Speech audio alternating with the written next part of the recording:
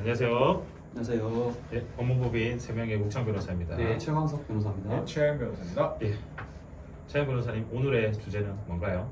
네, 그 법률에 대한 걸 한번 설명드리려고 하는데요. 아, 좀 재미없는 주제. 예. 일반법 그리고 이제 여러분들이 말씀하신 게 이건 무슨 법률이 있던 이건 뭔가요?라고 이렇게 물어보시는 게 특별법. 특별법. 그러면 일반법과 특별법. 네. 또 하나의 또 주제는 뭐죠? 네, 또 하나는 많은 분들이 헷갈리시는 1심, 형사재판에 있어서 1심, 2심, 3심에 네. 대해서 조금 설명드리겠습니다. 뭐 고등법원도 있고 대법원도 있고 뭐 헌법재판소도 있고 뭐 지방법원도 있고 좀 어려운 말들이 있는데 좀 쉽게 일단 설명을 드리겠습니다. 자, 뭐 가장 쉽게 차영 변호사님 일반법의 대표적인 게 어떤 게 있을까요? 일반법은 그래도 많은 분들이 알고 있어요. 헌법, 민법, 행정법, 형법. 형법. 네. 네. 저희가 뭐 주로 이제 많이 접하는 게 민법과 네. 형법이고요. 뭐 이제 그냥 여러 가지 사전처럼 이렇게 여러 내용들을 규율하고 있다. 이게 일반법이다. 네. 그러면 뭐 특별법 하면 이제 뭔가 이제 스페셜한 법이다 이런 느낌이 있잖아요. 네. 특별법의 가장 대표적인 게 어떤 게 있을까요? 뭐 여성 청소년 성보호법 같은 게 있을 수 있고요. 아동, 의료법, 네, 아동, 의료법 같은 아동 것도 있을 수 청소년 있고요. 성보에 관한 네. 법률. 또 뭐 이렇게 그냥 우리가 알고 있는 네. 교과서에 없는 듯한 것들이 특별법인데 이제 대표적인 게 또 뭐 특정 경제 범죄, 가중 처벌 등에 관한 법률. 이렇게 해서 뭐 우리 줄여서 뭐 혹은 특정 범죄, 가중 처벌에 관한 법률. 그래서 줄여서 특가법, 뭐 특경가법 뭐 이렇게 하는 네. 것들. 일단 말 자체에 특제가 들어가 있잖아요. 맞습니다. 예, 그런 것들이 있습니다. 최영석 변호사님, 그러면 일반법과 특별법 사이에서 뭐 누가 더 앞서냐? 그냥 내가 일반법이니 내가 모든 것에 규율이 된다? 아니다. 뭐 스페셜하니까 이게 먼저 된다. 일단은 형법에 관해서 좀 먼저 말씀을 드리면 형법에서는 일반적인 범죄 여러 가지 유형에 대해서 설명을 해놓고 규정을 해놨는데 네. 사이가 하도 복잡해지다 보니 그걸로만 설명할 수 없는 법률들이 범죄들이 너무나 많아진 거죠. 네. 그리고 형법에 규정된 그 형으로만 처벌하기에는 이게 너무 약하다. 이렇게 조금 더 세게 생각하는 처벌해야 것도 된다. 있고, 예. 네. 그리고 뭐 금액이나 아니면 행위 태양에 따라서 좀 처벌 정도를 다르게 규정해야 할 필요가 있다. 이런 경우에는 특경가법이나 특가법에서 정하고 있는데 특정 경제범죄 가중처벌 등에 관한 법률 같은 경우는 이름에도 나와 있다시피 사기, 횡령, 배임 뭐 이런 게 경제범죄와 관련된 뭐 그 금액에 따라서 가중처벌하는 법률이라고 보시면 되고요. 특정 범죄 가중처벌 등에 관한 법률, 소위 특가법이라고 하는 것들은 뭐 조세포탈, 관세, 아니면 뇌물, 뭐 그리고 금융기관 임직원들이 뭐 돈을 받거나 뭐 이런 경우, 그러니까 되게 특별한 경우에 있어서 이러한 것들은 워낙에 좀 사회적으로 되게 클린해야 되는 것들인데 이런 것들은 좀 더 세게 처벌해야 될 필요가 있다고 해서 따로 규정하는 것들입니다. 네. 일단 뭐 법이 나오면 좀 재미가 없긴 한데 일단 뭐 형법이 있다.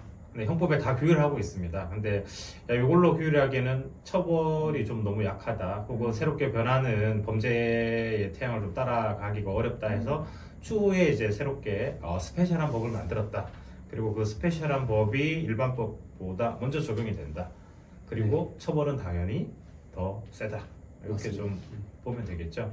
조금 더 구체적으로 사례를 들면 저희가 했던 사건 중에 이제 마약 사건이 있잖아요. 네네. 뭐 이제 마약을 이제 수입해 오셔서 뭐 적발이 되는 경우가 있는데 요 기준이 그냥 일반적인 마약을 만약에 밀수했을 때의 처벌과 이제 이 스페셜한 법이 적용되는 그 기준 이런 것들이 좀 어떤 게 있을까요?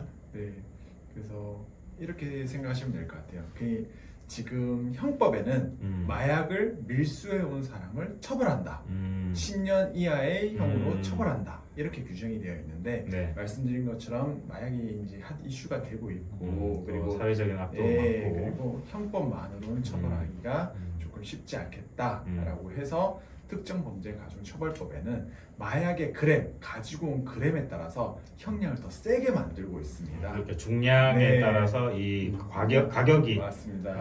얼마가 되느냐에 따라서 네, 또 처벌된다. 500g 이상, 혹은 뭐 1kg 이상 음. 이렇게 해서 가액별로 이렇게 음. 나눠서 5천만 원 이상 가지고 왔으면 무기징역 혹은 이제 몇 년 이하의 징역, 아. 그리고 뭐 500만 원 이상이면 7년 이하의 징역, 뭐 7년 이상의 징역 혹은 뭐 이런 식으로 다루고 있다 보니까 그러면 네. 뭐 쉽게 설명하면 내가 이제 뭐 의도했던 의도하지 않았던 마약을 밀수하게 되었는데 네. 그게 100만 원이다. 음, 그러면 이제 스페셜한 특별법이 적용이 안 되는데 네. 이게 500만 원 이상이다. 이제 넘어가게 되면 더 중한 처벌로 맞습니다. 받고 네. 그리고 5천만 원의 이상입니다. 값어치가 되면 더더욱 중한 처벌로 받고 맞습니다. 근데 이렇게 500만 원 그럼 이상이 되니까 이거는 이제 특별한 법으로 되겠네요, 그죠? 네, 맞습니다. 그러면 경제범죄 관련해서 최강석 변호사님 뭐 금액이 좀 어떻게 되나요? 보통은 5억을 기준으로 한다고 보시면 되고요. 음, 특정 경제 가중처벌 관한 법률을 보면은 뭐 사기, 횡령, 배임, 뭐 공갈도 있고요. 네. 여러 가지 경제 범죄에서 5억을 넘어가게 되면은 훨씬 더 중한형으로 처벌받게 됩니다. 아. 보통 3년 이상의 형으로 처벌받게 되기 때문에 만약에 이게 뭐 50억이 넘어가면 5년 이상이 되고요.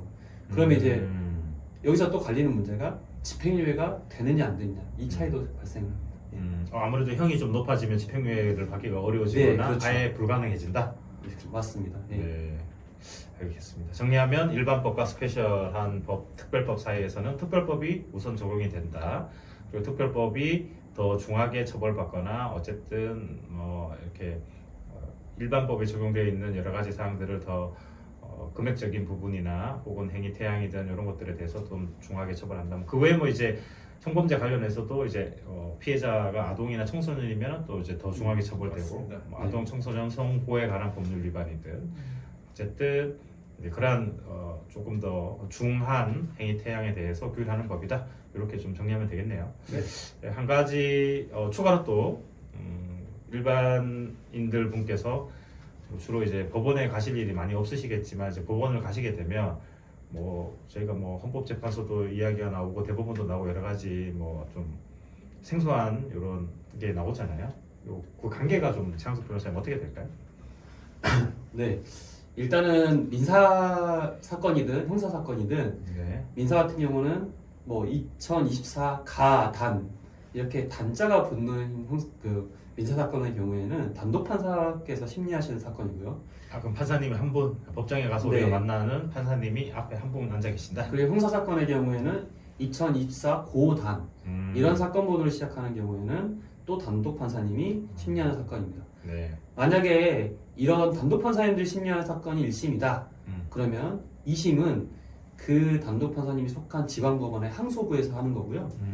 그리고 3심은 똑같이 대법원에서 합니다. 대법원. 그리고 네. 만약에 가합, 고합 이렇게 합의부에서 진행하는 1심 사건은 만약에 항소를 하게 되면 그 지방법원이 속한 고등법원에서 항소심을 진행하게 되고 마찬가지로 3심은 똑같이 대법원에서 진행하게 됩니다.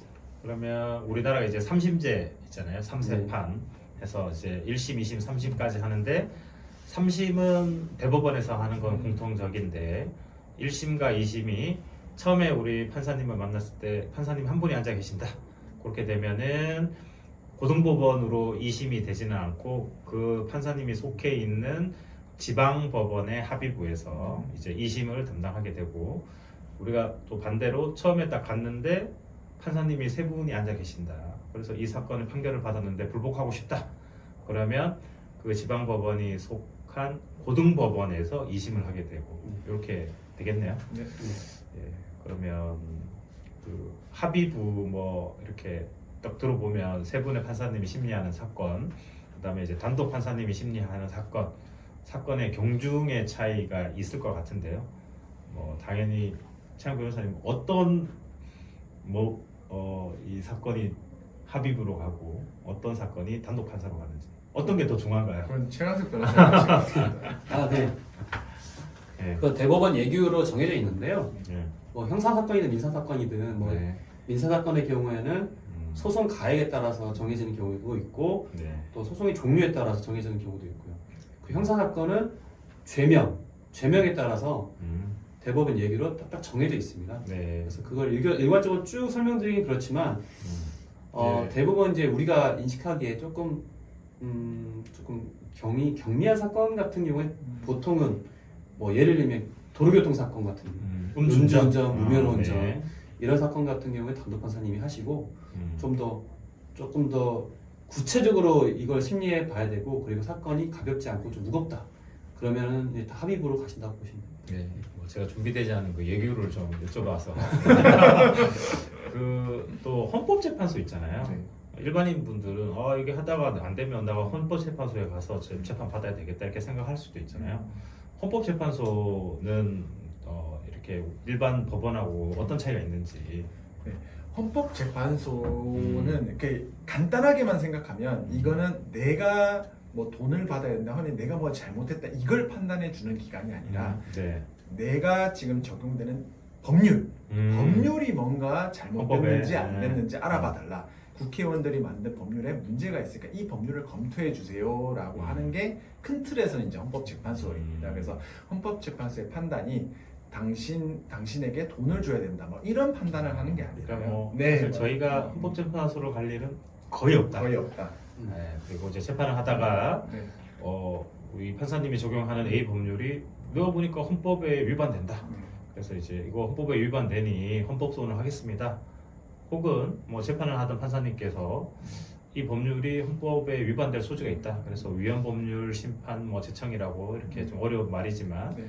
그렇게 해서 이제 해당 법률이라든지 이런 것들이 헌법에 위반되는지 여부를 판단하는 게 헌법재판소이다. 네. 그래서 우리는 갈 일이 거의 없다. 예, 여기까지 오늘 일반 1심 법원, 또 2심법원, 3심법원을 채택하고 우리 3심제를 채택하는데 지방법원, 고등법원, 대법원 뭐 이렇게 좀 있는데 판사님은 처음에 어떻게 만나느냐에 따라서 이제 2심 재판을 하는 곳이 바뀔 수도 있고 또 그리고 그 앞서 뭐 일반법과 특별법 이렇게 관계에 대해서 설명을 좀 드렸습니다.